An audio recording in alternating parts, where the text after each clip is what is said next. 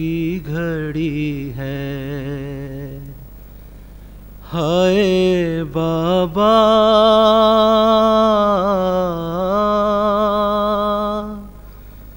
تیری زہرا پہ مصیبت کی گھڑی ہے۔ کیسے دروازہ ہٹاؤں، کیسے محسن کو بچاؤں، سانس سینے میں رکی ہے، تیری زہرا پہ مصیبت کی گھڑی ہے۔ ہاتھ میں جس کے میرا ہاتھ دیا تھا تم نے، کہہ کے من کن تو جسے مولا کہا تھا تم نے، میں نے ہر موڑ پہ بابا ساتھ اس کا ہے نبھایا، ہاں میرا جرم یہی ہے، تیری زہرا پہ مصیبت کی گھڑی ہے۔ تیری امت نے بنا دی ہے یہ حالت بابا، کوئی پھسلی بھی نہیں میری سلامت بابا، سانس لیتی ہوں میں جس دم رکنے لگتا ہے میرا دم، صرف مرنے کی کمی ہے، تیری زہرا پہ مصیبت کی گھڑی ہے۔ کبھی دربار میں پیشی کو بلاتے ہیں ہمیں، کبھی دروازے پہ آ کے ستاتے ہیں ہمیں، میرے یہ پھول سے بچے پوچھتے ہیں یہی مجھ سے، کیا خطا ہم سے ہوئی ہے، تیری زہرا پہ مصیبت کی گھڑی ہے۔ شرم آتی ہے بھلا تم کو بتاؤں کیسے، شرم آتی ہے بھلا تم کو بتاؤں کیسے، یہ تماچوں کے نشاں تم کو دکھاؤں کیسے، تم نہ پہچان سکو گے دیکھ کر مجھ سے کہو گے، کیا میری زہرا یہی ہے، تیری زہرا پہ مصیبت کی گھڑی ہے. یہ اذیت یہ خاموشی نہیں دیکھی جاتی، مجھ سے تنہائی علی کی نہیں دیکھی جاتی. تیرا پیغام سنانے حق ولایت کا بتانے زہرا گھر گھر میں گئی ہے. تیری زہرا پہ مصیبت کی گھڑی ہے. آپ کے سوگ میں تاریک نہ دیکھا گیا گھر، آگ دروازے پہ امت نے لگا دی آ کر. بابا جاباد تمہارے دیکھیے گھر میں ہمارے روشنی کیسے ہوئی ہے.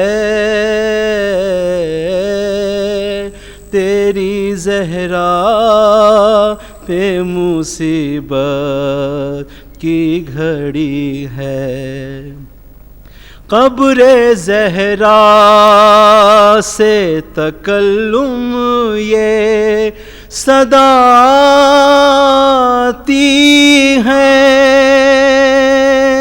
قبر زہرا سے تکلم یہ صدا آتی ہے. کتنی صدیوں سے میری قبر پہ ویرانی ہے. پھول تربت پہ چڑھا کر ایک دیا لا کے جلا دے. کیا مدینے میں کوئی ہے تیری زہرا پہ مصیبت کی گھڑی ہے. ہائے بابا تیری زہرا پہ مصیبت کی گھڑی ہے. کیسے دروازہ ہٹاؤں کیسے محسن کو بچاؤں سانس سینے میں رکی ہے تیری زہرا پہ مصیبت کی گھڑی ہے. صلوات محمد.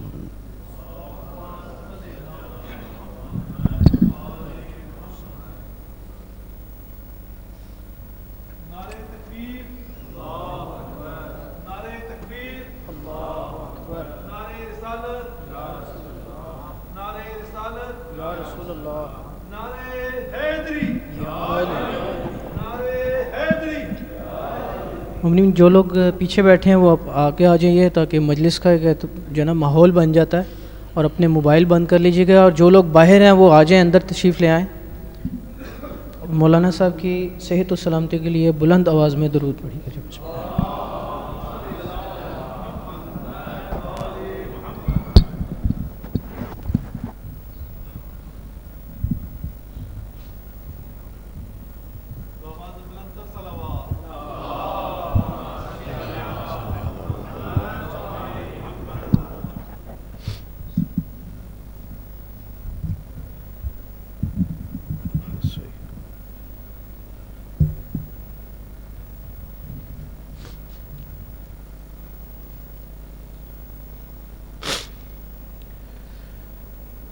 أعوذ بالله السميع العليم من الشيطان اللعين الرجيم. بسم الله الرحمن الرحيم.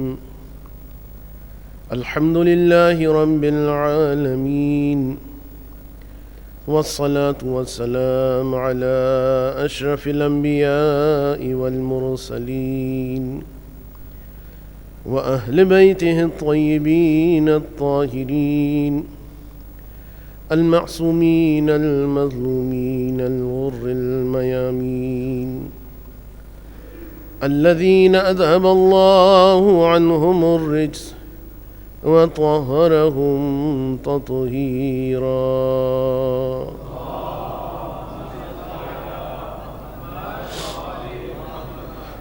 واللعنة الدائمة على أعدائهم أجمعين، لا سيما قاتلي وظالمي فاطمة الزهراء عليها السلام. اللهم كن لوليك الحجة ابن الحسن صلواتك عليه وعلى آبائه في هذه الساعة وفي كل ساعة وليا وحافظا وقائدا وناصرا ودليلا وعينا حتى تسكنه أرضك طوعا وتمتعه فيها طويلا.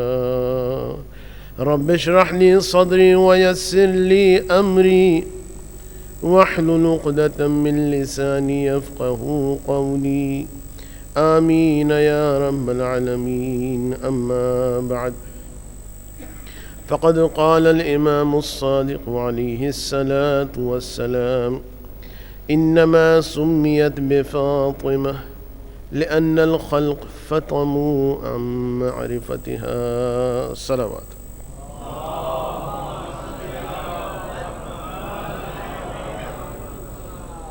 سب سے پہلے تو میں آپ تمام مومنین کو کہ جو یہاں پر موجود ہیں، جو مومنات یہاں پر موجود ہیں، مبارکباد عرض کرتا ہوں.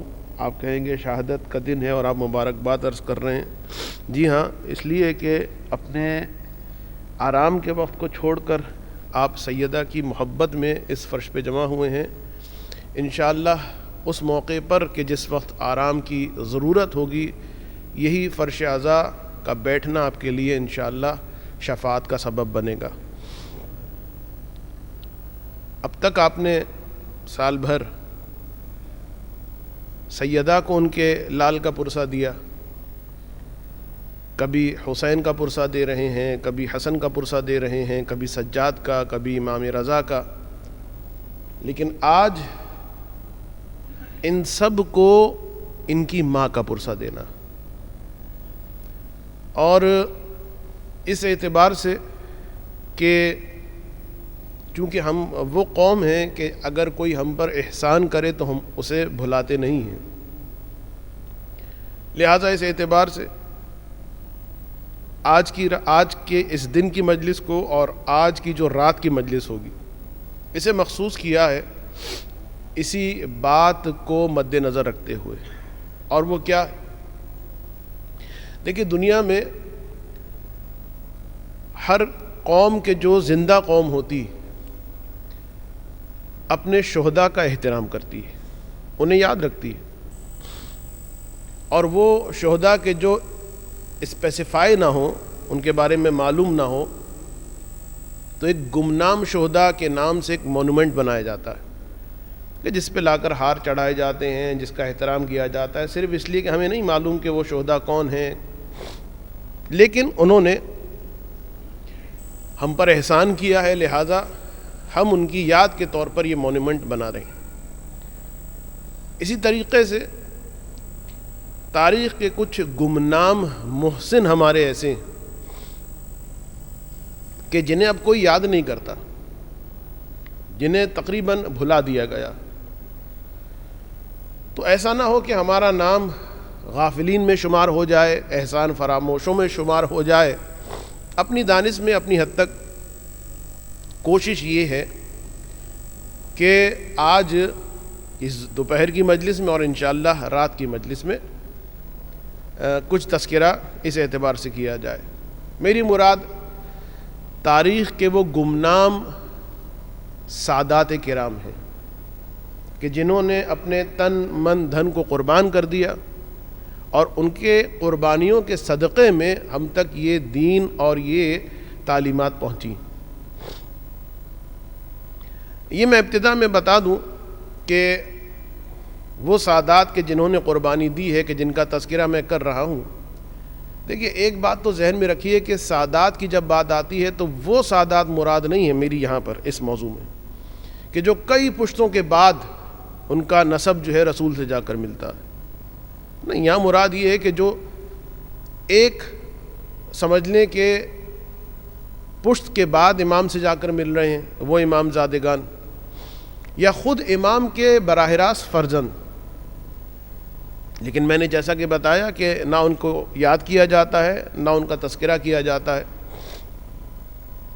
اور یہ بھی ذہن میں رکھیے گا کہ آپ کی نالج میں بھی انشاءاللہ اضافہ ہو جائے کہ یوں تو سید ہر اس شخص کو کہا جاتا ہے کہ جو اولاد جناب ہاشم سے ہو، لہذا جناب عبد المطلب سید ہیں، جناب عبد المطلب کی ساری اولادیں سید ہیں، اور اسی اعتبار سے بعض لوگ جو سوال کرتے ہیں کہ کیا مولا کائنات سید تھے کہ نہیں تھے، تو مولا کائنات بھی اس اعتبار سے سید ہیں، ابو طالب بھی سید ہیں، اور جناب زینب کے شوہر وہ بھی سید ہیں۔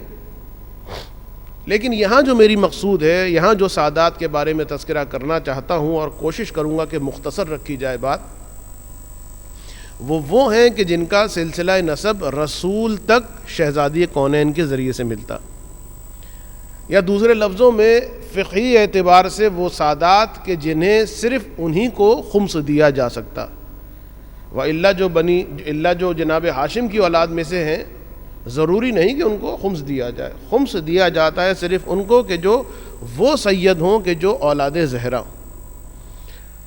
بس اس اعتبار سے ایک جانب ہم یہ دیکھتے ہیں کہ رسول اور مسلمانوں کے درمیان تو بہرحال اولاد رسول کا احترام متفقن علیہ چیز ہے، اس میں کوئی دو رائے نہیں ہے۔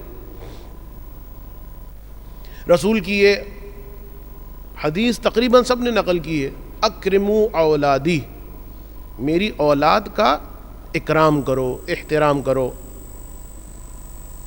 ان کانوا صالحا فللہ، اگر وہ نیک ہے تو بہرحال اللہ کے لیے، اور پھر فرمایا وَإِن كَانُوا طَالِحًا فَلِي، اور اگر وہ نیک نہیں ہے، گناہ گار ہے، تب بھی اس کا اکرام کرو، اس کا احترام کرو، لی، میری وجہ سے، اس لیے کہ اس کی نسبت جو ہے وہ مجھ رسول کے ساتھ ہے۔ بہرحال اس میں تفصیل ہے، لیکن اس تفصیل میں مجھے نہیں جانا۔ یہاں تک روایات میں ہماری ملتا ہے کہ اگر کوئی شخص صرف اس بنیاد پر کسی سید کو اس احتراماً پانی پلائے کہ یہ اولاد رسول ہے، یہ فاطمہ کا فرزند ہے، فاطمہ کے خاندان میں سے ہے، اس احترام کی نیت سے صرف پانی کا ایک گلاس پلائے تو میدان محشر میں وہ شفاعت شہزادی کونین کا مستحق قرار پا جائے گا۔ تو سوچئے کہ خود کے جو ایک آدمی ایک گلاس پانی پلا دے احتراماً، اس کا یہ مقام، تو پھر جسے پانی پلایا جا رہا ہے اس کا مقام اور اس کی عظمت کیا ہوگی۔ لیکن اس کے باوجود ہم دیکھتے ہیں کہ پوری تاریخ میں سب سے زیادہ اگر خون بہایا گیا ہے تو انہی سادات کا خون بہایا گیا، اور یہ عجیب ایک معاملہ دکھائی دیتا ہے کہ بنی امیہ اور بنی عباس کے شدید اختلاف ہے ان کے درمیان، شدید ترین اختلاف، لیکن دونوں نے گویا ایکا کر لیا تھا کہ ہمارا تمہارا اختلاف جس مسئلے پر بھی ہو، لیکن سادات کے قتل پر تمہارا درمیان کوئی اختلاف نہیں، لہذا انہوں نے بھی بے دریغ قتل کیا ہے اور انہوں نے بھی بے دریغ قتل کیا ہے۔ اور اسی وجہ سے ہم دیکھتے ہیں کہ چنگیز اور ہلاکو کے مظالم کے چنگیز اور ہلاکو جو ہے ان کے مظالم کے سامنے شرمندہ دکھائی دیتے ہیں. ایسے ایسے مظالم کیے گئے ہیں, ایسے ایسے ظلم ڈھائے گئے ہیں کہ انہی مظالم کی وجہ سے پھر ہم دیکھتے ہیں ہجرتیں ہیں سادات کی. مدینے کو چھوڑ رہے ہیں, عراق کو چھوڑ رہے ہیں, بلکہ یہاں تک ملتا ہے کہ اسلامی ممالک کو چھوڑ کر غیر اسلامی ممالک میں ہجرتیں کرتے ہیں سادات. اور حالات اتنے سخت ہیں, یہ ہجرتیں ایسی نہیں ہیں جس طریقے سے آج آپ سمجھ لیں کہ ایک مرتبہ بیٹھے جہاز میں اور نکل گئے. نہیں, یہ پورا رستہ سختیوں کے اندر چھپا ہوا ہے, قدم قدم پر خطرات ہیں. اس لیے کہ بعض اوقات مائیں جب اپنے بچوں کو بھیجتی تھیں تو یہ کہہ کر بھیجتی تھیں کہ بیٹا خبردار یہ نہ بتانا کہ میں آل رسول میں سے ہوں.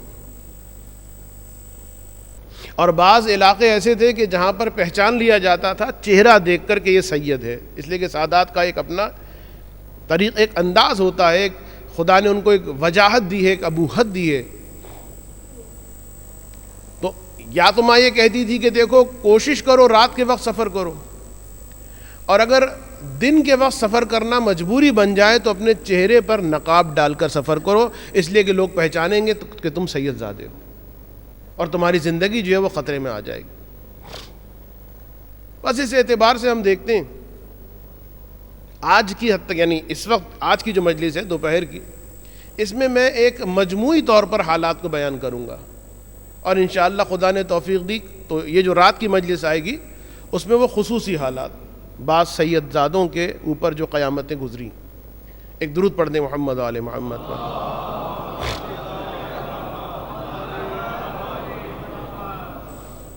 تو یہ سرخ داستان جو سادات کرام کی داستان ہے, ہم اس میں دیکھتے ہیں کہ یعنی واقعاً آپ کسی طریقے سے کمپیئر کر ہی نہیں سکتے.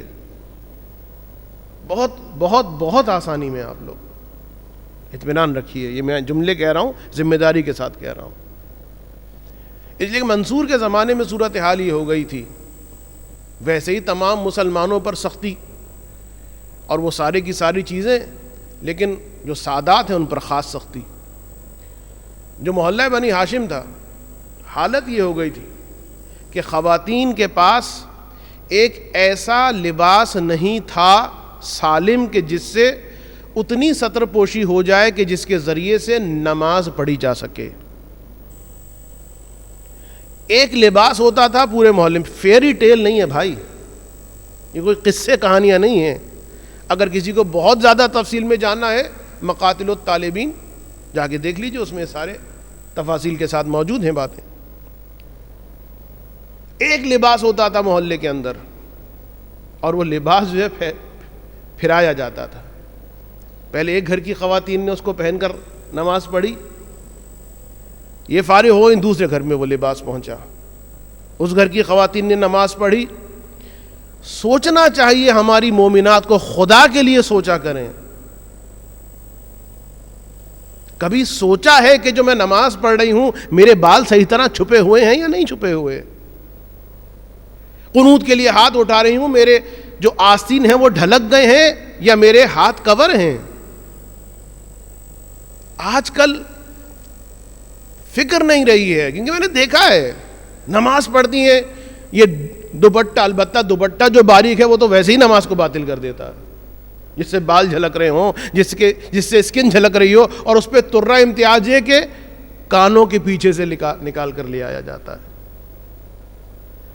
تو آج جو ہماری خواتین بالکل توجہ نہیں دیتی, انشاءاللہ ہیں ایسی خواتین, ایسا نہیں ہے, آوے کا آوا نہیں بگڑا ہوا ہے, خواتین جو توجہ دیتی ہیں, جو ایران جاتی ہیں تو صرف اور صرف وہاں پر کارپٹ کے ریٹس معلوم کر کے نہیں آتی, بلکہ وہ دستکش بھی لے کر آتی ہیں, ساق دست, کہ جس کو پہن کر انسان جو ہے اب کھلی آستین کے ساتھ بھی نماز پڑھے گا تو اس کا ہاتھ نہیں کھلے گا, ہاتھ کھل گیا نماز باطل, بال نظر آ گئے نماز باطل. اور بعض خواتین سمجھتی ہیں کہ ہم نے حجاب کر لیا ہے. مجھے افسوس ہوتا ہے واقعاً کہ یہ وہ ہیں, اچھا ٹھیک ہے تم اسکارف اتار دو, بال لہراتی ہوئی باہر نکل آؤ, لیکن چونکہ سینٹر بھی جانا ہے اور وہاں تو بہت بڑا اعتراض ہو جائے گا اور فیشن بھی کچھ دکھانا ہے. تو ایک عجیب سی کیفیت بنتی ہے کہ آدھا اسکارف پہنا ہوا ہے, بال دکھا, اس لیے کہ بڑے مہنگے کلر سے بال کو ڈائی کیا ہے. سوچئے مذاق نہیں ہے, یہ سب چیزیں ہیں جن کا حساب ہونے والا ہے. آدھے بال جو ہیں دکھائی دے رہے ہیں اور اس کے بعد اسکارف باندھا ہوا ہے. اطمینان رکھے یہ مومنہ کہ اس کو اتنا ہی عذاب ملے گا جتنا ایک بے پردہ عورت کو عذاب ملتا ہے. خیر میں کہاں سے کہاں نکل گیا. تو حالت یہ ہے کہ ایک لباس مختلف گھروں کے اندر, اور ایسے ایسے حکمران کہ متوکل, ہم اور آپ زیارت میں پڑھتے ہیں نا, یا لیتنی کنت معکم فافوز معکم. متوکل یہ کہتا تھا کہ کاش میں کربلا والوں کے ساتھ ہوتا, لیکن میری تلوار تو ابھی صرف سادات پر گرم ہو رہی ہے. کاش کہ میری تلوار خون حسین کے ساتھ نہاتی. حسرت میں ڈوبتا تھا. اور میں بہت جلدی آگے بڑھ رہا ہوں اس لیے کہ تاریخ تو بہت زیادہ ہے, بہت طولانی ہے, صرف اشارہ کر رہا ہوں میں. اور پھر وہ زمانہ کہ جو حجاج ابن یوسف کا زمانہ, حجاج ابن یوسف کے تمام مسلمان مکاتب فکر کے جو افراد ہیں, جو مورخین ہیں, جو محدثین ہیں, سب نے اس پر لعن اور اس پر نفرین کی ہے. کوئی ایک مسلمان نہیں ملتا کہ جو حجاج ابن یوسف کو کہے کہ ہاں یہ کوئی اچھا آدمی تھا. لیکن مظالم بہت شدید ہیں. علی سے نفرت اتنی زیادہ ہے حجاج ابن یوسف کی کہ اس کو صرف کہیں سے خبر مل گئی کہ کوفے کے اطراف میں غالباً علی کی قبر ہے. اس لیے کہ آپ کو پتہ ہے کہ مولا کائنات کی قبر جو ہے وہ مخفی رہی, اور چھٹے امام کے غالباً زمانے میں پھر وہ جو ہرنوں کا واقعہ پیش آیا جو مفاتیح الجنان کے اندر موجود ہے, پھر منکشف ہوا کہ یہ مولا کی قبر ہے. نجف کے بارے میں پتہ چلا, یعنی نجف میں قبر مولا کے بارے میں پتہ چلا. تو یہ حجاج ابن یوسف وہ شخص ہے کہ جس کو صرف احتمال ہوا, ایک خبر آئی کہ اطراف کوفہ میں علی کی قبر ہے. علی کی قبر کی تلاش میں اس نے 3000 قبریں اطراف کوفہ میں کھود ڈالی, کہیں پر اگر علی کی قبر مل جائے. اچھا یہ بھی ایک سوال ہے نا, تمہیں کیسے پتا چلے گا کہ یہ علی کی قبر ہے؟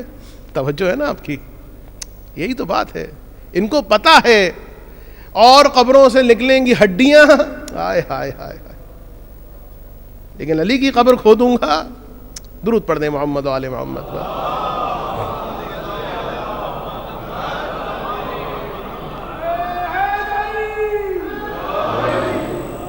یہ وہ ظالم ہے, یہ وہ تمام مسلمانوں نے اس پر نفرین بھیجی ہے کہ اس نے اپنے ہاتھ سے 12,000 لوگوں کو قتل کیا. دیکھیے آج کل 12,000 لوگوں کو قتل کرنا اس گرم اسلحے کے ذریعے سے اتنا بڑا کوئی مسئلہ نہیں ہے, لیکن تلوار اپنے ہاتھ سے 12,000 آدمیوں کو قتل کرنا, جس میں بہت بڑی تعداد سادات کی ہے, اہل بیت کے ماننے والوں کی. اور حجاج ابن یوسف کا وہ زندان کہ جس کو سن کر جو تھے خوفزدہ ہو جاتے تھے لوگ, کہ 80,000 افراد اس کے زندان میں قیدی, 12 سال سے, 15 سال سے, جن میں سے جو تعداد ملتی ہے 50,000 کے قریب مرد تھے, 30,000 کے قریب خواتین, اور الگ الگ کسی سیل میں نہیں رکھا ہوا. وہ عجیب زندان بنایا گیا تھا. اور یہ بتانے کی ضرورت نہیں کہ اس میں سے اکثر جو تھے وہ کون تھے, اہل بیت کے ماننے والے یا سادات کرام. اور اس زندان کا جو اسٹرکچر تھا وہ اس طریقے سے بنایا ہوا تھا کہ ایک میدان ہے, میدان کے ارد گرد جو ہے وہ باؤنڈری وال بنا دی گئی ہے, اور کوئی چھت نہیں ہے. دن میں دھوپ میں پڑے ہوئے ہیں, رات میں اوس گر رہی ہے. اور ایک عجیب حرکت یہ تھی کہ باؤنڈری کے اوپر جگہ تھی, فاصلہ تھا, اسپیس تھا, اور اس پر سپاہیوں کو مختلف جگہ پر پتھروں کے ساتھ بٹھا دیا جاتا تھا. ان کا کام یہ ہوتا تھا کہ اگر کوئی شخص دن میں کسی وقت دھوپ سے پریشان ہو کے کسی دیوار کے سائے میں آ جائے تو پتھروں سے اس کو مارتے تھے، اتنا مارتے تھے کہ وہ پریشان ہو کے بہرحال پھر دھوپ میں آ کے بیٹھ جاتا تھا. اب یہ دن بھر چکر چلتا تھا، اور بہرحال اس کے واصل جہنم ہونے کے بعد جب یہ جیل توڑا گیا اور یہ 80,000 افراد جب باہر آئے تو 12-15 سال کے بعد جسم میں کپڑا جو تھا وہ نہ ہونے کے برابر تھا. سوچئے، یعنی اس جیل کے اندر کے جہاں پر وہ سیدانیاں بھی ہیں، جہاں پر وہ مومنات بھی ہیں، اور وہاں پر وہ دوسرے افراد بھی ہیں، کس طرح سے زندگی گزاری ہوگی. بہرحال پھر یہی وہ شخص ہے جس نے جابر بن عبداللہ انصاری کی گردن کو داغا تھا. یہ کام کرتا تھا العیاذ باللہ، جس طرح جانوروں کو داغا جاتا ہے، قمبر کی گردن کو داغا. اور پھر بہرحال جناب سعید ابن جبیر کی بد دعا سے کہ فرمایا تھا کہ میرے بعد اب کوئی اور تجھے نہ ملے کہ جس کو تو قتل کر سکے. ایک تفصیلی داستان ہے. اور پھر جب یہ واصل جہنم ہوا تو وہ بھی بڑا عجیب مسئلہ کہ اس کو سردی لگی، بہت شدید سردی. طبیب کو بلایا گیا اور طبیب نے جب معالجہ کیا تو کہا کہ کچھ گوشت کے ٹکڑے لے کر آؤ. گوشت کے ٹکڑے لائے گئے. گوشت کے ٹکڑوں کو دھاگے میں پرویا اور پھر کہا کہ اس کو نگل لو، یعنی دھاگے کا سرا اپنے ہاتھ میں، کہا اس کو نگل لو. اس نے نگلا. کچھ دیر کے بعد اس دھاگے کو باہر نکالا تو بچھو جیسے چھوٹے چھوٹے جانور جو تھے وہ اس گوشت کے ساتھ چپکے ہوئے تھے. اور پھر طبیب نے کہا کہ اب اس کا کوئی علاج نہیں ہے، وہ اسی طریقے میں اس دنیا سے چلا جائے گا، اور اسی طریقے سے وہ اس واصل جہنم ہوا. ایک درود پڑھ دیں محمد و آل محمد پر.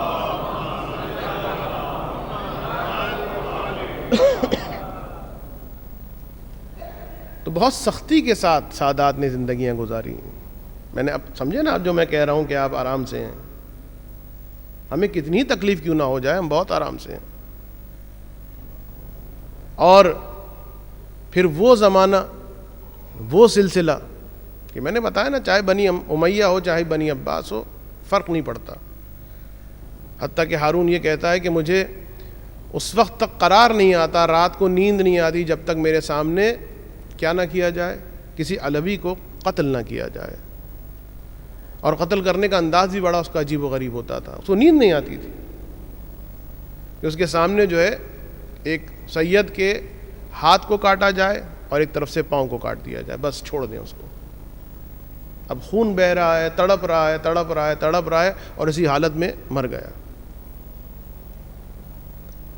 اور اس کو سکون آ گیا، جا کے سو گیا. بس میں ایک آخری بات کروں گا. یہ مجموعی حالات تو بہت زیادہ ہیں، کیونکہ مجھے کہا گیا ہے کہ یہ وقت جو ہے اس وقت آپ کے جانے کا بھی ہے، آرام کا بھی ہے. تو ایک شخص ہے کہ جس کا نام ہے عبداللہ ابن بزاز نیشا پوری. اس سے روایت ہے، وہ کہتا ہے کہ میں اپنے دوست حمید ابن قحطبہ کہ جو درباری تھا ہارون رشید کا، اس کے پاس میں آیا. رمضان کے دن تھے اور میں یہ دیکھ کر حیران رہ گیا کہ حمید ابن قحطبہ جو ہے رمضان میں دن کے وقت کھانا بھی کھا رہا ہے، پانی بھی پی رہا ہے. میں نے کہا کہ بھائی کوئی تمہیں بیماری ہو گئی ہے، مریض ہو؟ کہا کہ نہیں. کہا سفر کی حالت میں تو تم نہیں ہو؟ کہا نہیں.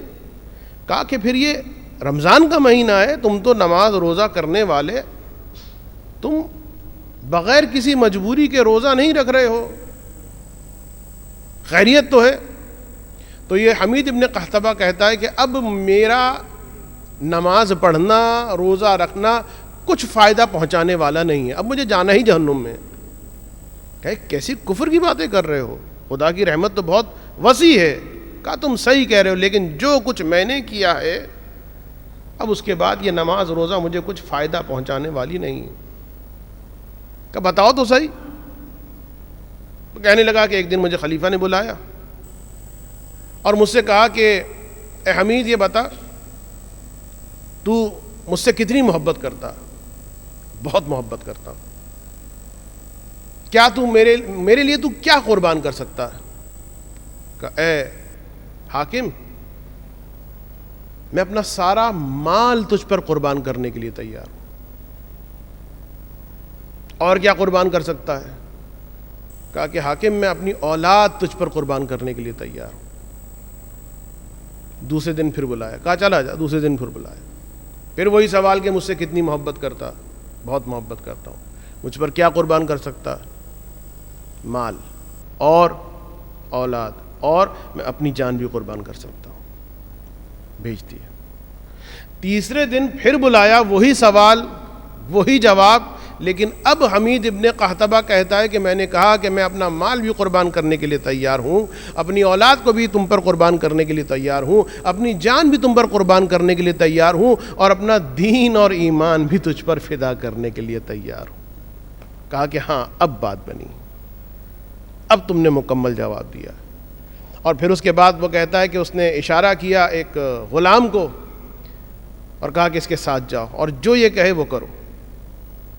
کہتا ہے کہ میں غلام کے ساتھ گیا، اور غلام کے ساتھ گیا تو ایک مکان میں ہم پہنچے، اور اس مکان پر پہنچے تو ہم نے دیکھا کہ اس کے صحن میں ایک کنواں ہے، اندھا کنواں. اندھا کنواں وہ ہوتا ہے کہ جس میں کوئی پانی وانی نہ ہو، خشک کنواں. اور اس مکان میں 3 کمرے ہیں. غلام نے مجھے تلوار دی، کہا کہ دیکھو اس کمرے میں جانا ہے اور جو تمہیں اس کمرے میں دکھائی دے اس کی گردن کو کاٹ دینا، کیونکہ حاکم نے کہہ دیا تھا کہ جو یہ کہے وہ کرو. کہا کہ اچھا. کہتا ہے کمرہ کھولا، 17 18 19 سال کے جوان، لیکن ان کی حالت سے لگ رہا تھا کہ بہت عرصے سے ان کو قید میں رکھا گیا ہے. کہتا ہے کہ میں آگے بڑھا، انہوں نے زیادہ مزاحمت بھی نہیں کی، اور میں نے ایک ایک کر کے ان کے گلوں کو کاٹ دیا. باہر نکلا دوسرے کمرے میں، کہا یہی کام جو اس کمرے میں کیا ہے اس کمرے میں بھی کرنا ہے. پہنچا، 40 سال 45 سال 50 سال کے ادھیڑ عمر افراد، ان کی گردنوں کو کاٹا. تڑپتے لاشوں کو چھوڑا، باہر نکلا. تیسرا کمرہ، وہاں گیا تو دیکھا 70 سال کے 80 سال کے 90 سال کے بوڑھے افراد، اور وہاں تو تھوڑی بہت مزاحمت ہوئی بھی تھی. یہ تو وہ تھے کہ جو آگے اپنی گردن کرتے تھے میں کاٹ دیتا تھا. کہ انہی بوڑھوں میں سے ایک بوڑھا کہ جب میں اس کی گردن کو تلوار کے وار سے ختم کرنا چاہتا تھا، ایک مرتبہ اس نے میری جانب دیکھا اور عجیب لہجے میں مجھ سے کہا کہ اے شخص اتنا بتا کہ رسول کو تو کیا چہرہ دکھائے گا، تو رسول کو کیا منہ دکھائے گا؟ تو یہ معلوم ہے یہ جتنوں کو تو نے قتل کیا ہے یہ سب سید زادے تھے، اور ایسا نہیں ہے کوئی امام سجاد کا بیٹا تھا، ہائے ہائے ہائے، کوئی امام باقر کا بیٹا تھا، کوئی امام صادق کا بیٹا تھا. آل رسول کو تو کاٹ کے آ رہا ہے. بس میرے ہاتھ کانپے، لیکن وہ حکم میرے ذہن میں آیا، تلوار ماری، اور اس کے بعد ہم باہر نکل آئے. عبداللہ ابن بزاز کہتا ہے تم نے پھر ان لاشوں کا کیا کیا؟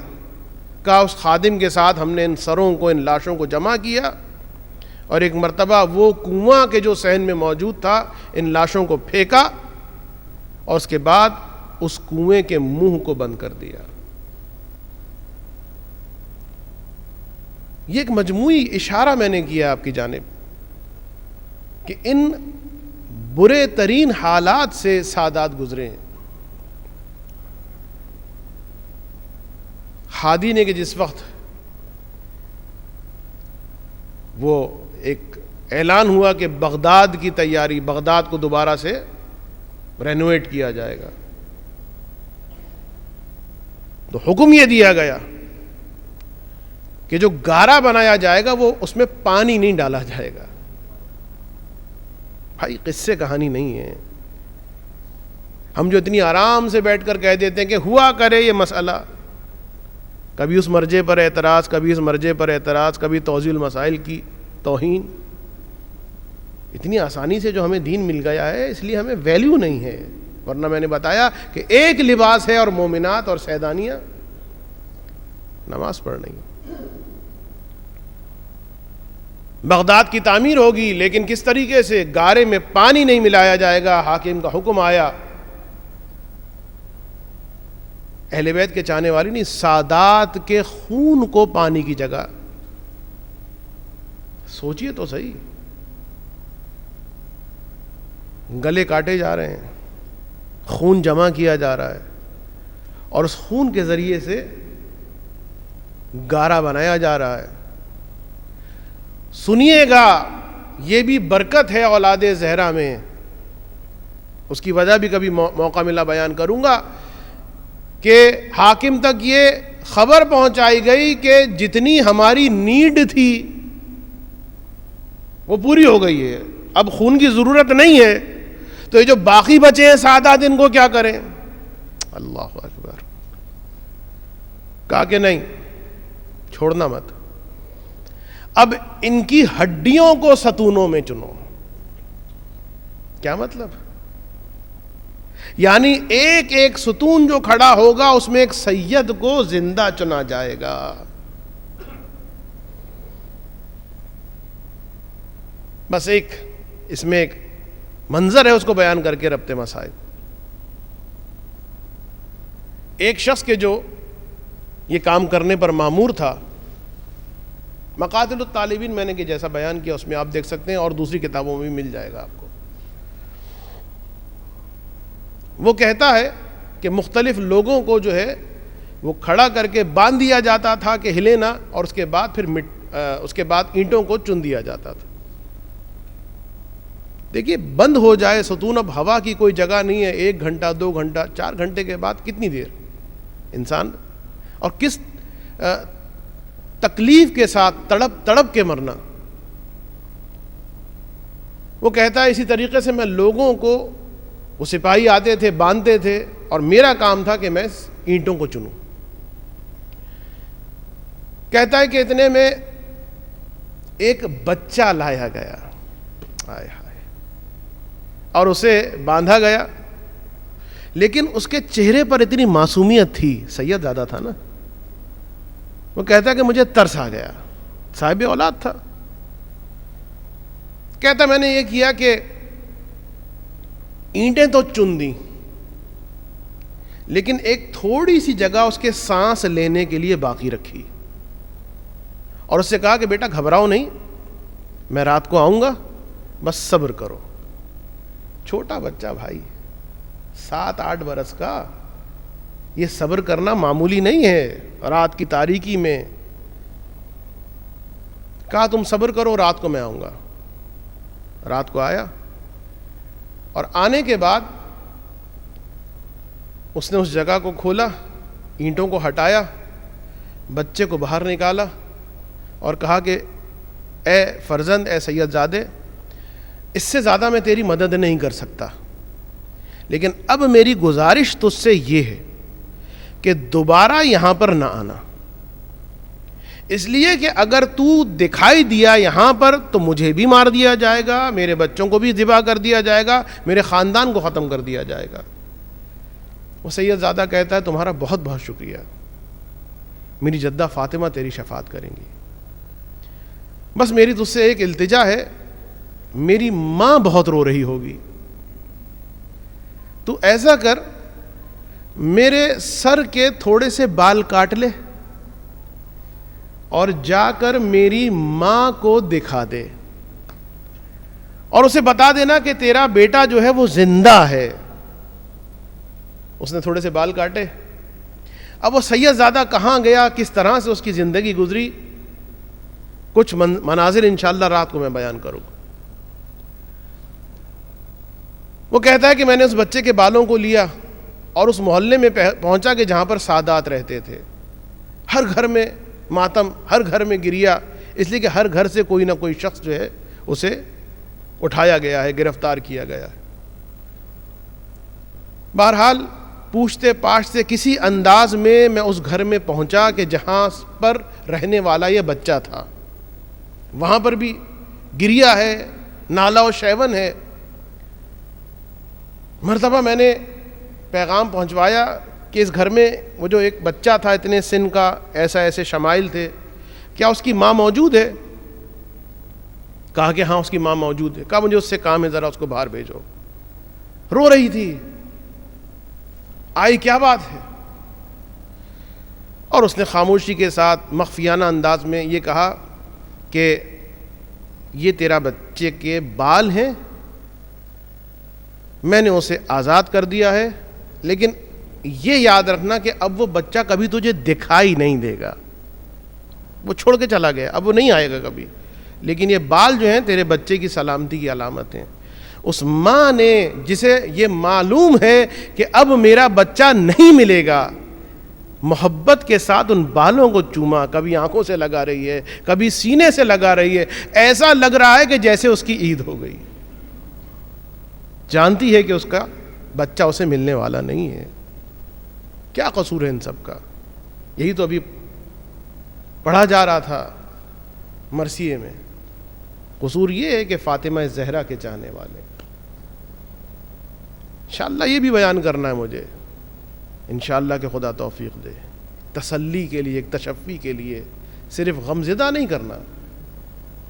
غمزدہ اس لیے کر رہا ہوں تاکہ آپ کو احساس ہو کہ ہم آرام سے ہیں بھائی, اور آپ کو یہ احساس ہو کہ یہ جو دین ہے نا, ڈرائنگ روم میں بیٹھ کر یہ سیاسی تبصرے تو ہو سکتے ہیں, دین پہ تبصرہ نہ کیا کیجئے. ٹانگ ہل رہی ہے اور ایک مرتبہ کہا ارے وہ تو ایسا ہی ہے تو ویسے ہی. ایک لمحے کے لیے ذرا ان سادات کا اگر خیال کر لیں, اور سادات کیا حسین کا خیال کر لیں, اس لیے کہ سادات کی سب سے پہلی قربانی تو حسین کی قربانی ہے نا. وہ پہلی قربانی تھی, آخری قربانی نہیں ہے.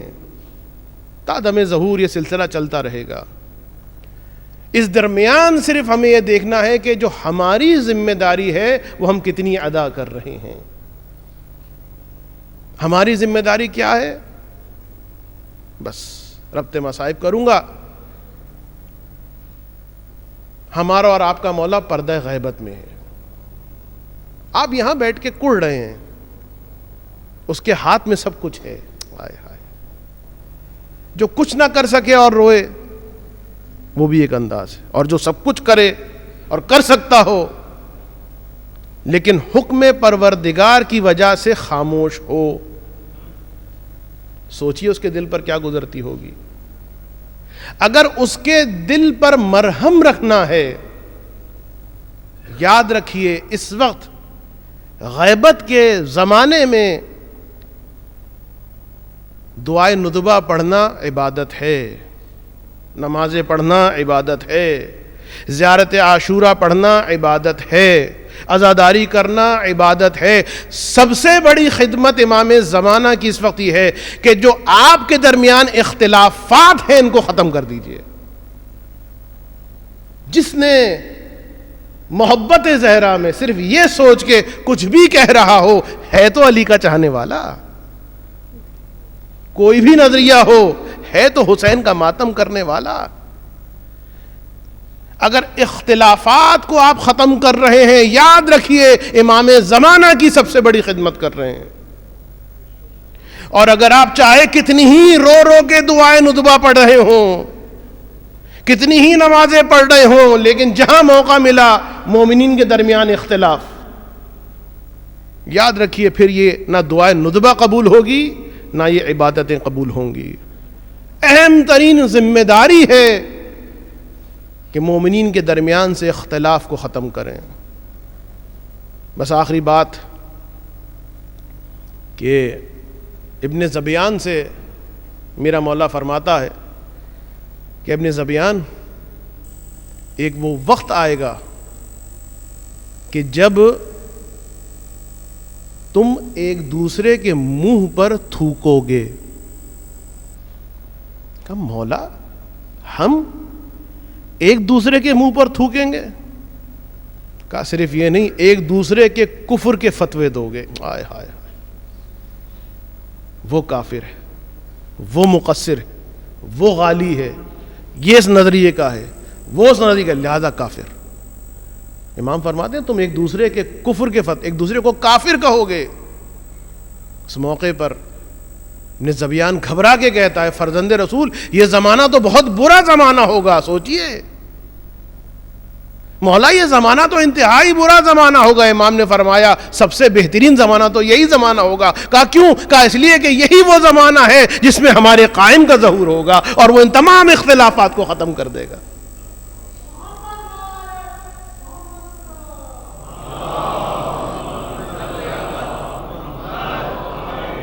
اس روایت سے ہمیں ایک پیغام یہ ملتا ہے، دو چیزیں سمجھ میں آتی ہیں. ایک یہ کہ اختلافات ہونے ہیں، نا امید نہ ہوں. آپ کا کام ہے ان اختلافات کی آگ کو نہ بڑھنے دیں، اور اگر یہ اختلافات ختم نہیں ہو رہے کہ نہیں ہوں گے، نا امید نہ ہوں اور انتظار کرتے رہیں اپنے زمانے کے امام کے ظہور کا. ایک درود پڑھ دیں محمد و آل محمد پر.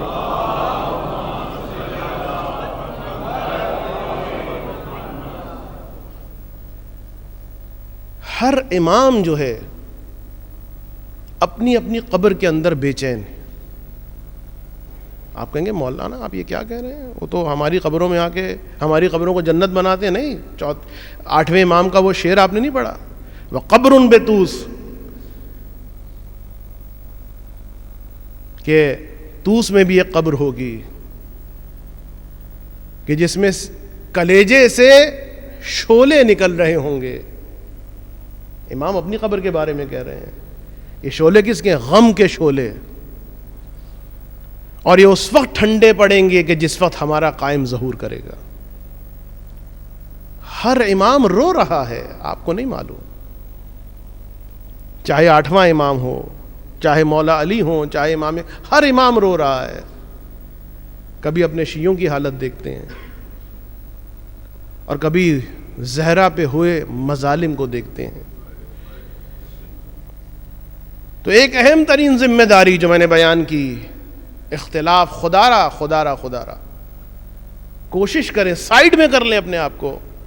یہ ٹسل اگر دیکھیں نا کہ ہونے والی ہے کسی بھی اعتبار سے، حتیٰ میں تو یہ بھی کہتا ہوں کہ اگر 2 انجمنیں نوحے کے لیے آ گئی ہیں، میرے سامنے ہوا جہاں میں رہتا ہوں، جھگڑا ہوا باقاعدہ 2 دستوں کا. ایک دستہ کہہ رہا ہے ہمیں پہلے پڑھنا ہے، دوسرا کہہ رہا ہے ہمیں پہلے پڑھنا ہے. باقاعدہ جھگڑا ہو گیا، اس پر ناراضگی ہو گئی مومنین کے درمیان صرف ماتم کرنے کی بنا پر. آپ نے بھی شاید یہ منظر دیکھے ہوں. ہاں یہ الگ بات ہے کہ یقیناً جس طریقے سے تبرک کے موقع پر ہم غرور نہیں کرتے اور نہ کرنا چاہیے کہ جناب ہم بڑے اسمارٹ ہیں کونے میں کھڑے ہو کے آرام سے لیں گے، نہیں، اس میں شفا ہے. اس میں تکلف نہ کیا کرو، وی آئی پی نہ بنا کرو. لنگر زہرا ہے، لنگر حسین ہے، ڈاکٹروں کے پاس سے شفا نہیں ملے گی، یہاں سے شفا ملے گی. اپنا اپنا عقیدہ ہے. تو میں نے ان کو یہ کہا کہ بھائی میں تمہیں گارنٹی دے رہا ہوں تم ماتم نہ کرو، مت پڑھو نوحاج، صرف یہ نیت کر کے کہ مولا حسین یہ آپ کا فرش ہے، اختلاف اچھا نہیں ہے، میں آپ کے احترام میں اپنے نوحے سے سرنڈر کرتا ہوں، مولا تمہارے اس خاموش نوحے کو قبول کر لیں گے. مولا تو نیت دیکھنے والا ہے نا. مولا یہ تھوڑی دیکھنا کس نے 2 ہاتھ کا ماتم زیادہ کیا، کس کا سینہ زیادہ سرخ ہوا. مولا تو دیکھتے نیت کس کی ہے. حسین کا دربار، حسین کی بارگاہ میں نیت ہے اصل قیمت. تو اگر زہرا کے دل کو مرہم رکھنے کے لیے ظہور کی دعا کرے روتے ہوئے کہ خداوندہ این الطالب بدم المقتول بکربلا، کہاں ہے وہ ہمارا زمانے کا امام.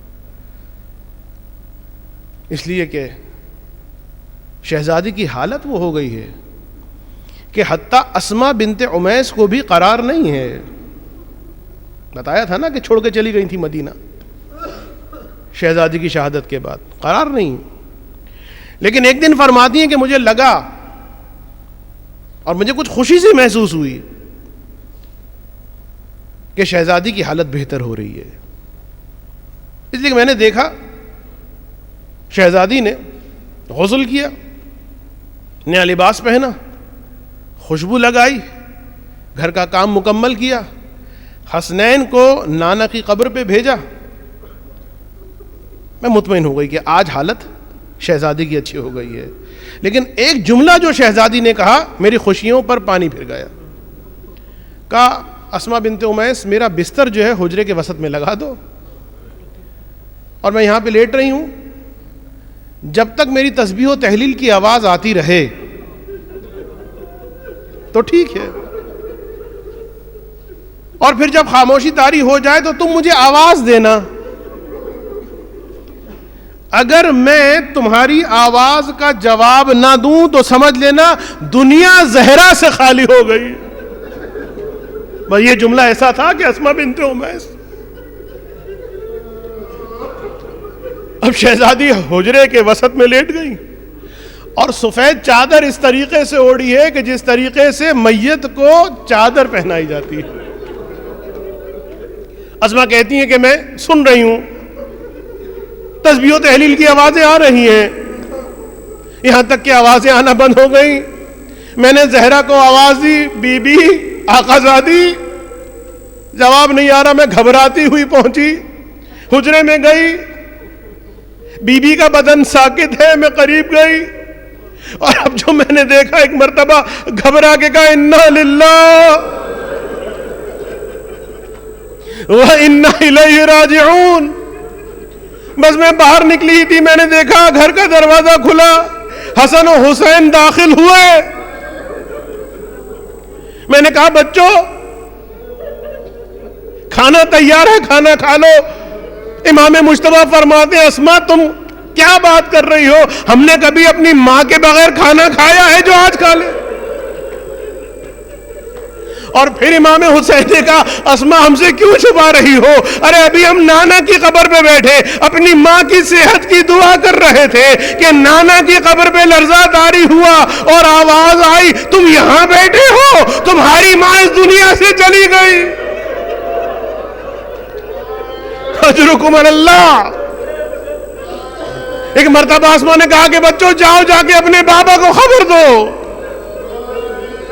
حسن و حسین باہر نکلے ہیں, روتے جاتے ہیں, کہتے جاتے ہیں واہ محمدہ,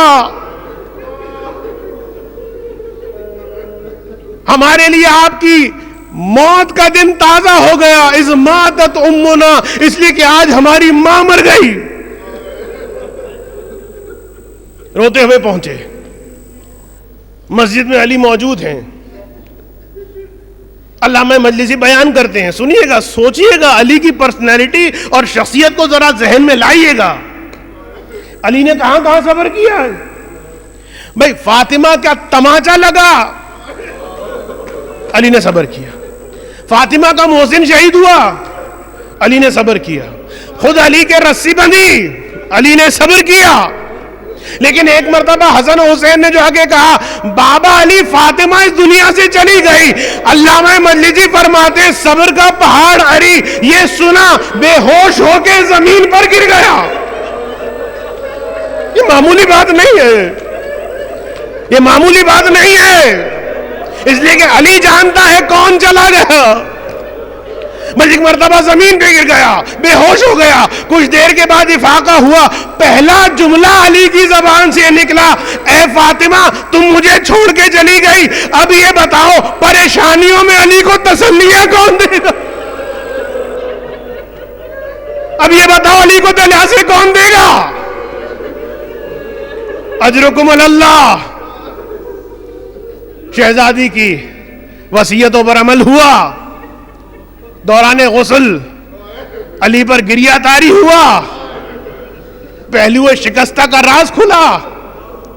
اور اس کے بعد جب کفن دے دیا, کفن دینے کے بعد میرے مولا نے, میرے مظلوم امام نے پلٹ کے آواز دی اے بیٹا حسین, اے بیٹا حسن, اے زینب و ام کلثوم, تمہاری ماں گھر سے جا رہی ہے, آؤ آ کے ماں کا آخری دیدار کر لو.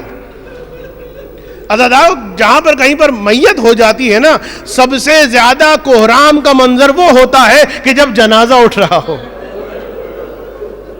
پھر جو اب تک نہ رویا ہو، جب جنازہ اٹھتا ہے نا تو ہر کوئی رونا شروع کر دیتا.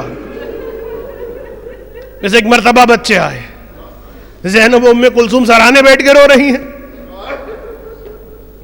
آقا حسن مجتبیٰ پائندی پہ آ کے بیٹھ گئے، اور امام حسین قریب نہیں آ رہے، دور کھڑے ہیں. آقا علی نہیں فرمایا بیٹا حسین ماں جانے والی ہے، ماں کو ودا نہ کرے گا. حسین کا وہ جملہ، بابا جب بھی ماں کے پاس آتا تھا دونوں ہاتھ کھول کر استقبال کرتی تھی. بھئی امام حسن بھی آتے تھے، فاطمہ دونوں ہاتھ کھول کر استقبال نہیں کرتی تھی، حسین آتے تھے دونوں ہاتھ کھول کر استقبال کرتی تھی. شاید وجہ یہ ہو اس لیے کہ حسین جب کربلا میں زمین پہ گرنے والا تھا، کچھ نیزے جب بلند ہوئے تھے، شاید فاطمہ کے بھی دو ہاتھ بلند ہو، پہچان لے بیٹا حسین یہ وہی ہاتھ ہیں. اجرکم اللہ. بہار الانوار کی روایت مولا کائنات فرماتے ہیں ادھر حسین نے فرمایا کہ ہمیشہ دونوں ہاتھ کھول کر میرا استقبال کرتی ہے میری ماں، آج حسین آ گیا، ارے فاطمہ میرا استقبال نہیں کر رہی. بس یہ جملے ادا ہونے تھے. علی فرماتے ہیں واللہ میں نے دیکھا بندے کفن کھلے، فاطمہ کے دو ہاتھ بلند ہوئے، اے میرے حسین آ میری گود میں آ جا. بس ایک مرتبہ حسین آگے بڑھے، خود کو ماں پہ گرایا. بس ایک مرتبہ آواز آئی ہاتھ غیبی کی، اے علی حسین کو ماں سے ہٹا دو، اس لیے کہ حوروں نے اپنے بالوں کو کھول دیا ہے، فرشتوں نے تسبیح و تہلیل ختم کر دی ہے. علی آگے بڑھے، حسین کو ماں کے جنازے سے ہٹایا. ارے حسین یتیم ہے نا، علی جیسا شفیق باپ ہے بڑی محبت سے ہٹایا ہوگا. یہ حسین کی یتیمی ہے، وہ کربلا میں 4 برس کی بچی سکینہ کی یتیمی ہے، اس کا باپ بھی اس دنیا سے چلا گیا، شفقت کوئی نہیں کر رہا. یا تماچے مارے جا رہے ہیں یا بالیاں نوچی.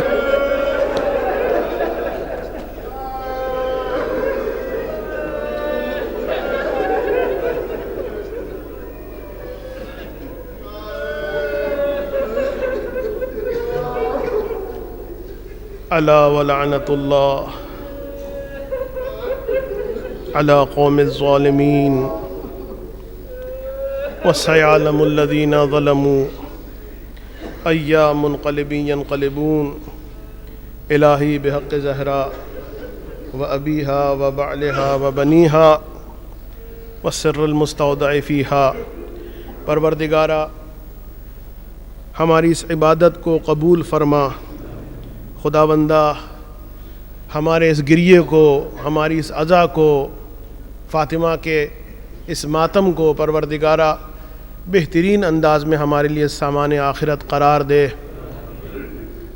خداوندہ ان تمام مظالم کے انتقام کے لیے ظہور امام زمانہ میں تعجیل فرما.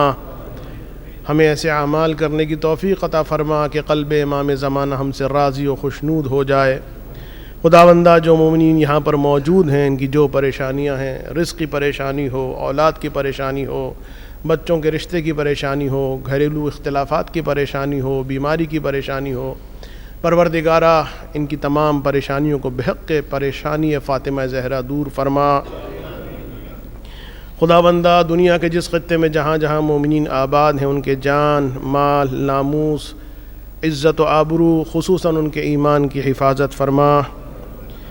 آپ تمام مومنین سے گزارش ہے کہ ایک مرتبہ سورہ فاتحہ اور 3 مرتبہ سورہ اخلاص جملہ مومنین و مومنات، علماء، مراجع عظام، شہدائے ملت جعفریہ، حالیہ واقعات میں شہید ہونے والے مومنین و مومنات، اور خصوصاً آپ کے مرحومین، میرے مرحومین جو حاضرین یہاں پر موجود ہیں ان کے مرحومین، اور علی الخصوص آج کی مجلس